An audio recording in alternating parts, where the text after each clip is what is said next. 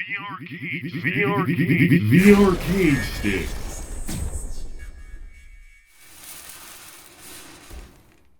Hi! Welcome to an episode of The Arcade Stick. My name is Sean Shahan. Some of you may know me as Mr. Arcade Fox. Whoa! You're doing one of these by yourself? Dude! Get out of here! Rude. Thanks. Without further ado, I'm going to go over a review of the Hori Real Arcade Pro Model N, which some of you may know as the Hori Wrap N. Let's go. What you see in front of you is the Soul Calibur 6 edition of the Hori Real Arcade Pro Noir Edition. All of the models, including the original, the Soul Calibur for PlayStation and the Soul Calibur for Xbox, are all synonymous when it comes to the types of parts used, the internals, and the entire layout. The only difference is going to be the color palette and the artwork that's being used. This arcade stick layout originally debuted on the Namco Noir cabinets back in 2007. It launched with Tekken 6. Shoutouts to Markman, the legend himself, for this amazing information. Time to talk about hand placement. The case has wonderful hand space for your hand, for your joystick, and also for the buttons. Nothing seems to dig into your hands or your wrist when it comes to placing your hands on the arcade stick itself. I'm about 6 foot, 200 pounds. I'd like to say I have normal size hands. The case is 16.9 inches wide, 10.6 inches deep, and 4.7 inches in height. It weighs approximately 6.4 pounds. It feels really nice and sturdy on the lap and covers the entire lap. For the most part, it feels very comfortable during gameplay. This Fightstick case features Hori's own proprietary parts, the Hayabusa joystick and the Hayabusa buttons. The joystick features a V-cut pivot housing for smoother inputs, and the buttons are low profile with a matte finish. Anybody that's familiar with standard JLF and Sanwa buttons will feel right at home, with some slight differences when it comes to the feel of the buttons and the feel of the joystick. It is all incredibly subjective. Here are sounds of the case during some live gameplay.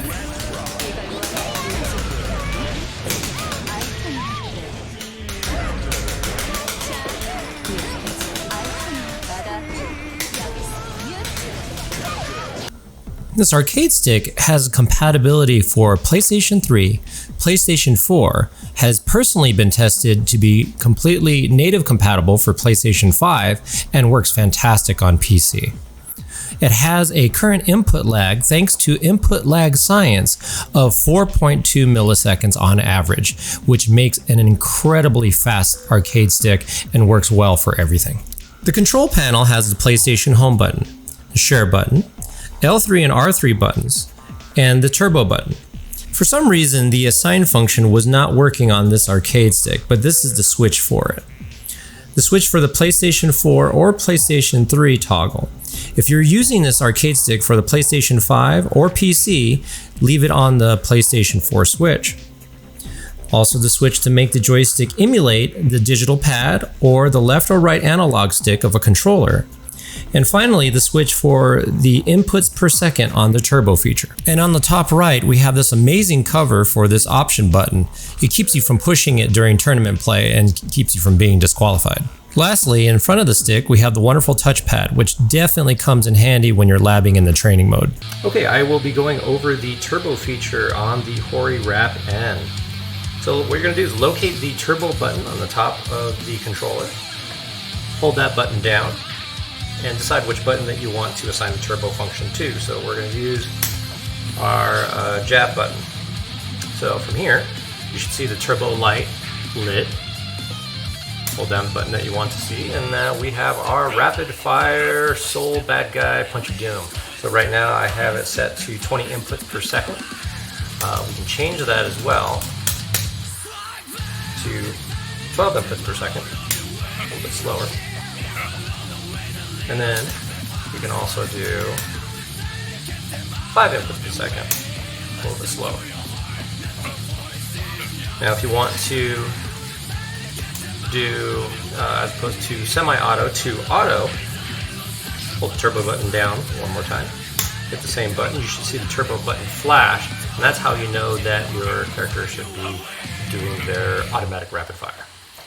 And again, you can change it from 5 to 12 to 20 inputs per second. Turn it off, hold the turbo button one more time, hit the desired button that you had on rapid fire, and you are golden. And you should be able to do multiple inputs too, or multiple buttons. If you hold turbo, I can add it to my punch. Say I want to add it to my kick. And then so I have my rapid fire on my kick. I also have rapid fire on my punch. And I can do both of them at the same time. And if I want to go absolutely wild, in theory this should be able to work. I can do punches. And let's do a little rapid fire my kick too.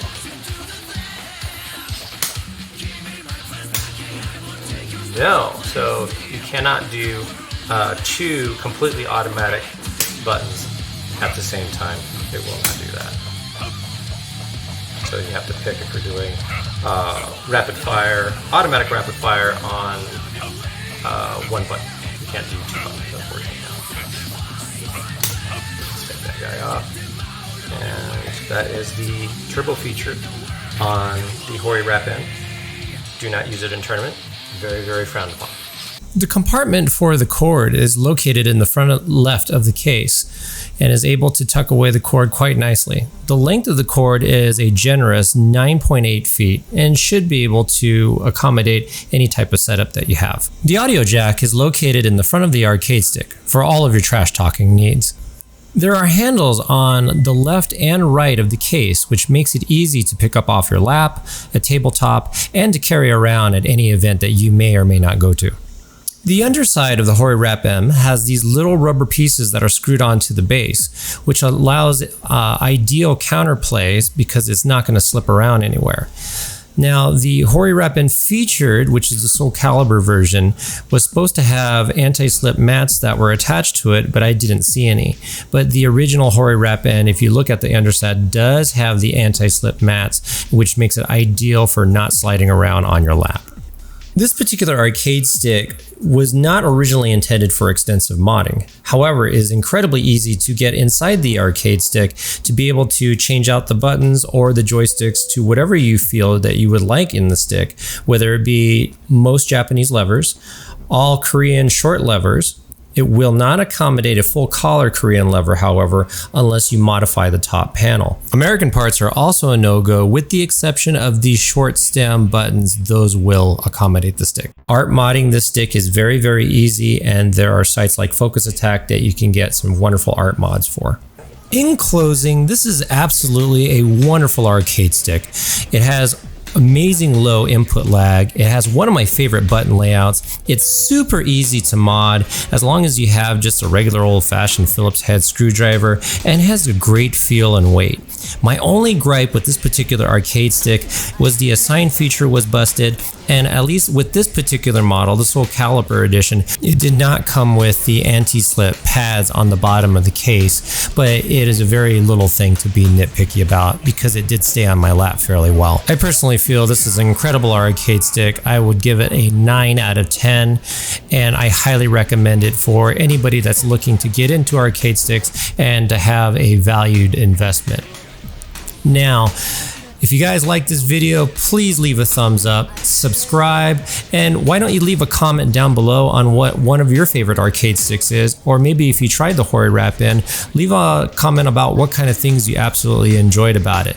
Also, if you like this type of content on the arcade stick and you like my personal content, please also follow me on my personal channel, which is the Mr. Arcade Fox. Thank you guys so much for watching, and I hope to see you guys soon.